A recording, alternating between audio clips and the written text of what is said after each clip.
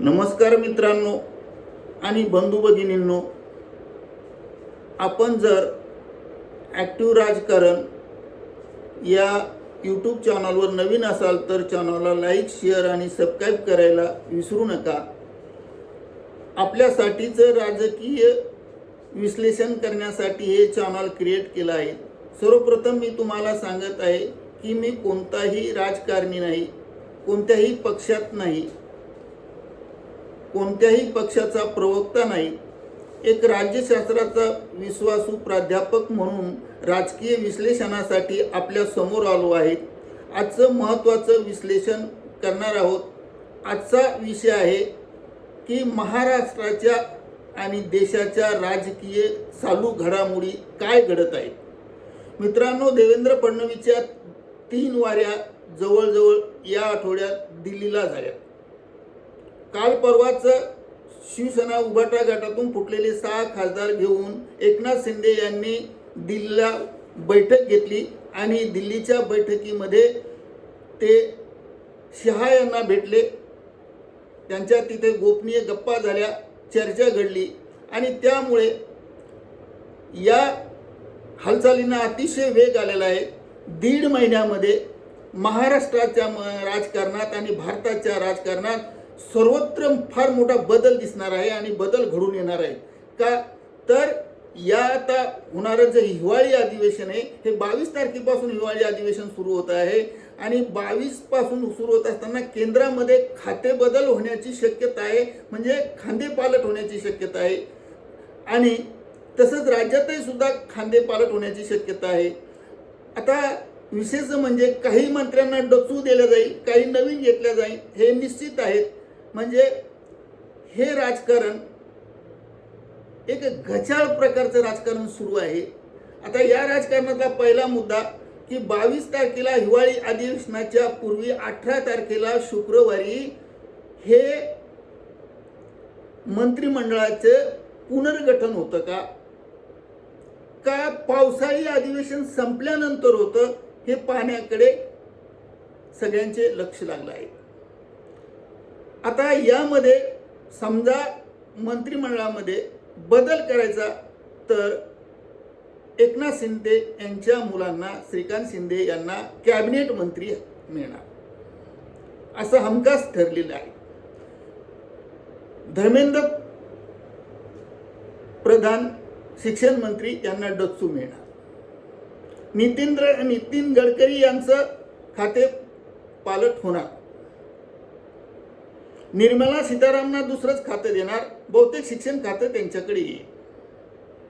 त्यानंतर आणखी 2 खासदार आहेत, त्यांनाही सुद्धा खांदे पालट होतो आणि काही नव्या चेहऱ्यांनाही सुद्धा वाव मिळू शकतो. प्रतापराव जाधवकडे असणारे खाते सुद्धा इकडे एक जाऊ शकतं. म्हणजे शिंदे गटाला एक कॅबिनेट मंत्री आणि एक राज्यमंत्री असा भाव मिळेल.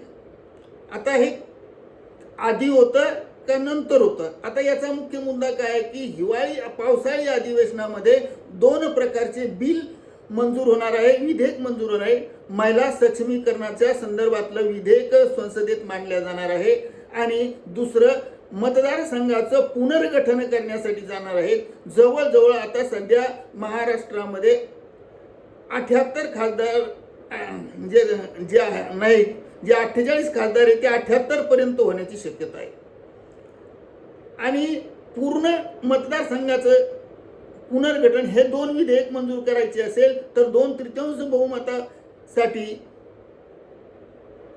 शरद पवारचे 8 खासदार, सुप्रिया सुळेसह यांची आवश्यकता आहे. मग शरद पवार कोणाला साथ देणार आणि त्यांचे काय होणार? दुसरीकडे शरद पवारचे आता खासदार फुटायला लागलेले आहेत. आज सध्या आत्ता चालू मुंबईला नंदनवन या ठिकाणी उपमुख्यमंत्री एकनाथ शिंदे येथे बैठक चालू आहे. तिथे जितेंद्र आव्हाड आणि प्रफुल्ल पटेल, जयंत पटेल अनेक त्यांच्या सोबतीला का गेले, कशासाठी गेले, तिथे आज चर्चा काय चालू आहे ती आजपर्यंत बाहेर आली नाही आणि बाहेर आल्यानंतर ज्या वेळेस वार्ताहराची बैठक होईल त्यावेळेस समजून येईल की काय घडतं. त्या अगोदर काय झालंय, परवाच शरद पवार गटाचे काही आमदार आणि काही खासदार हे देवेंद्र फडणवीस यांना मिळाले, भेटले. काय चर्चा झाली? काहीचं मत आहे की केंद्रात जाणार कोण? देवेंद्र फडणवीस. नेमकं राजकारणात काय चाललंय? काहीच नाही. म्हणजे महाराष्ट्राच्या राजकारणात कोण कोणाकडे कधी फुटेल आणि कधी जाईल याचं काही सांगता येत नाही. आणि अशाही परिस्थितीमध्ये हिवाळी अधिवेशन आलेलं आहे आणि हिवाळी अधिवेशनामध्ये हे 2 बिल मंजूर करणं भाग आहे. आणि हे 2 बिल जर मंजूर होत असेल तर सुप्रिया सुळे यांचं म्हणणं आहे की आमची तुम्हाला साथ असेल. आता यात दुसरा एक मुद्दा महत्त्वाचा येतो की दिल्लीच्या जंतर मंतर या ठिकाणी फार मोठा रोजगार संख्येने जमा झाला. नोकऱ्या नाहीत, पेपर फुटले. याच्यासाठी जंतर मंतरवर लाखो करोडो मैदानावर जमले. तेथे उपोषण चालू आहे. सोमन वांगचूचं उपोषणाला अनेक विरोधी पक्षांचे लोक जाऊन भेटून येतात. काँग्रेसचे राहुल गांधी अजून गेले नाहीत, पण 2 सदस्य त्यांनी पाठवले आणि भेट घेतलेली आहे. मिलिंद वागळेंच्या व्हिडिओमध्ये तुम्ही पहा, त्यांनी याबाबत संपूर्ण स्पष्टीकरण केलेलं आहे. दिल्लीच्या जंतर मंतरमध्ये काय करणार. जंतर मंतर हॉल जो आहे, जी बैठक आहे, मैदान आहे, तिथे असंख्य जणांचे काय होते, आंदोलन होतात. आता सोमन वांगचुक कोण आहे तर हा लडाख मधला व्यक्ती आहे, ज्याने लडाख पासून दिल्लीपर्यंत पायी आला आणि उपोषणाला बसला. तो लडाख मधला उत्कृष्ट शिक्षण तज्ञ आहेत, अभियंता आहेत, इंजिनियर आहेत, ज्याला घरी शिक्षण नव्हतं मिळालं, ऐकून शिकलं. त्याच्यानंतर फ्रान्समध्ये जाऊन शिक्षण शिकलं आणि अत्यंत महत्त्वाचे म्हणजे त्याचे वडील राजकारणात मंत्री सुद्धा होते. या लडाखला घटनात्मक दर्जा देऊन एक भाग आहे, तो भाग वेगळा करण्यासाठी त्यांनी प्रयत्न केला. त्यासाठी त्यांनी एक संघटना स्थापन केली आणि ही शिक्षण पद्धती बदलली पाहिजे आणि लडाखला घटनात्मक दर्जा मिळाला पाहिजे, याच्यासाठी त्याने उपोषण केले. सरकारने काय केले, त्यांचे सर्व हाणून पाडले. 2025-2019 मध्ये निवडणुका झाल्या. 2-2.5 वर्ष 2023ला त्यांनी एक उपोषण केलं 5 दिवसाचं, 24ला एक केलं, 25ला सुद्धा उपोषण केलं आणि 25च्या उपोषणामध्ये राष्ट्रीय सुरक्षा कायद्याअंतर्गत त्यांना उचललं आणि जोधपूरच्या जेलमध्ये ठेवलं. आता सध्या ते दिल्लीच्या जंतर मंतर या ठिकाणी आहे. तिकडे पावसाळी अधिवेशन सुरू होणार, इकडे हे आहेत. 20 तारखेच्या आत पोलीस त्यांना उचलण्याच्या पाठीमागे आहेत. आज रोजी त्यांचं 9 किलो वजन हे कमी झालेलं आहे. एका गृहस्थाने याचिका मांडली आणि ती याचिका काय मांडली, उच्च न्यायालयामध्ये याचिका दाखल केली की सोमन वांगचुक हे उपोषणाला बसला असता सरकारने त्यांची कोणतीही काळजी घेतली नाही आणि त्यांची काळजी घेणे भाग आहे. त्यांच्या जीवनाला धोका झाला तर त्याला न्यायालय आणि सरकार जबाबदार राहील.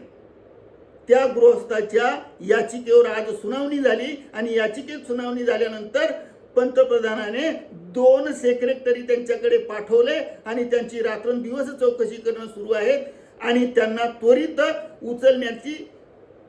उचलणं होणार आहे. पोलीस गराडा पडलेला आहे, सैनिक तिथे आलेले आहे, RCPचे आहेत, बिहारमधून आले, महाराष्ट्रातून आले, देशातून सगळ्या भागातून तिथे आलेले आहे.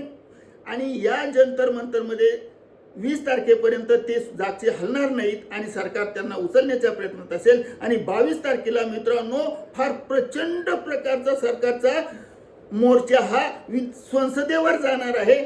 आणि बेरोजगार, जे मोदी सरकार म्हणतात बेरोजगारीच नाही, आता 22 तारखेच्या आंदोलनामध्ये पहा किती रोजगार तुमच्या समोर येतात. आणि या संसदेवर ज्या वेळेस हे आझाद मैदान या मैदानातून ते जंतर मंतरमधून मोर्चा निघणार आणि मोर्चा निघाल्यानंतर सरकारला कळून चुकेल की रोजगारासाठी काही केलं पाहिजे आणि ते करत नसल्यामुळे हा संपूर्ण इकडे महाराष्ट्राच्या राजकारणात गुंतले, तिकडे भारताच्या राजकारणात गुंतले, एकीकडे खांदे पालकमंत्र्याचा करायचा आहे, कोणाला मंत्री बनवायचं आहे, अनेक लोक आपल्या संगतीला घ्यायचे आहेत.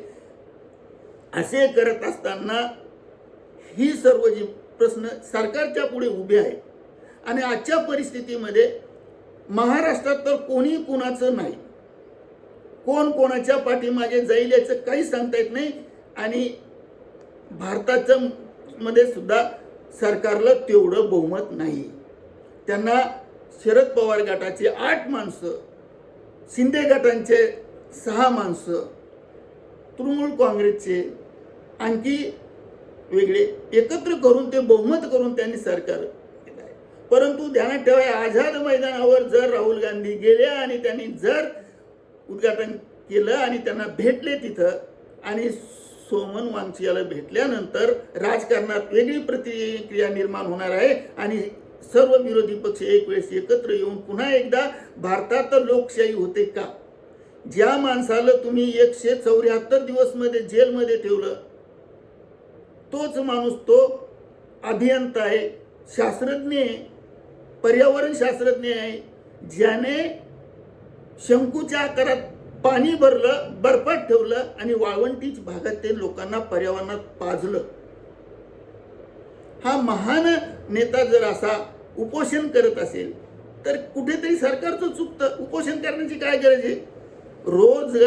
बेरोजगाराच्या साठी रोजगार मिळवण्यासाठी लोक तिथे येतात आणि तिथे आल्यानंतर रोजगार जर मिळत नसेल, प्रश्नपत्रिका फुटत असेल तर धर्मेंद्र प्रधान सारखा शिक्षण मंत्री आता त्याला मात्र 100% डचू आहे आणि हे आंदोलन जंतर मंतरचं यशस्वी होणार आहे, संसद भवनावर जाणार आहे, म्हणजे सरकारवर दबाव वाढणार आहे. हे एक दबाव गट आहे आणि दबाव गटाचं एकच तंत्र असतं, आपल्या मागण्या पदरात पाडून घेणे. आणि बेरोजगारने जर मागण्या पदरात पाडून घेतल्या नाही तर येणाऱ्या निवडणुकीमध्ये भाजपला त्याचा तडाखा बसल्याशिवाय राहणार नाही. हे 100% निश्चित काळ्या दगडावरची रेष आहे. म्हणून सरकारने आता तरी हुशार व्हा, बेरोजगारांसाठी काहीतरी करा. जर तुम्ही योग्य वागला, सरकारने जर सर्व नागरिकांना व्यवस्थित जर लोकशाहीमध्ये वागवलं, आणि लोकशाही येथे लोकशाही म्हटली जाते पण समोरून दिसायला लोकशाही आहे, पडद्याच्या आतून हुकुमशाही आहे.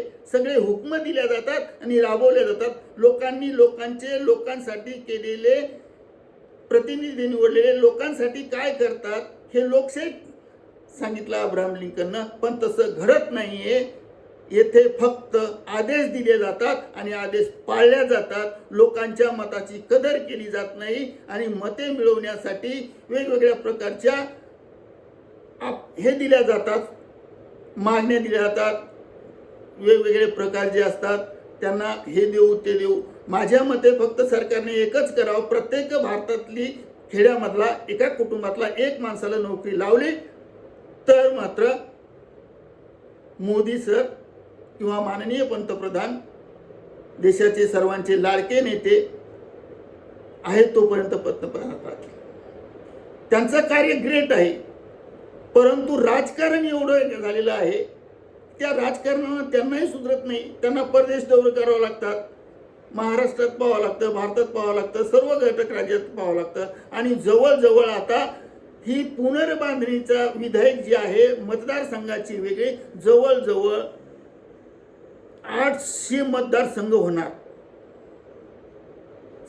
आता सध्या 543 आहे, 800 होणार. आणि तेवढे होण्यानंतर उत्तर प्रदेशाकडचे सर्वात जास्त जागा होणार आणि दक्षिण भारतात कमी मिळणार. परंतु लोकसंख्येच्या प्रमाणात मतदारसंघाची पुनर्गणनाचं विधेयक मंजूर करणे आणि महिला सक्षमीकरणाचं विधेयक मंजूर करणे हे बैठकीचं आणि पावसाळी अधिवेशनातील मुख्य तत्व आहे. आणि ते डोळ्यासमोर ठेवून शुक्रवारी खांदेपालट होती मंत्र्याची का विस्तारानंतर होते का शरद पवारला बरोबर घेऊन होते हे काही सांगता येत नाही. परंतु मंत्रिमंडळामध्ये 100% बदल होणार आहे. महाराष्ट्राचं राजकारण आणि भारताचं राजकारण 1.5 महिन्यात पूर्ण ढवळून निघणार आहे आणि 1.5 महिन्यानंतर तुम्हाला वेगळंच चित्र तुमच्या समोर येईल. आणि ज्या वेळेस वेगळंच चित्र तुमच्या समोर आलं त्यावेळेस मी तुम्हाला नक्की सांगेल नवीन व्हिडिओ बनवून की मिलिंद वागळे काय सांगत होता त्यांच्या मध्ये.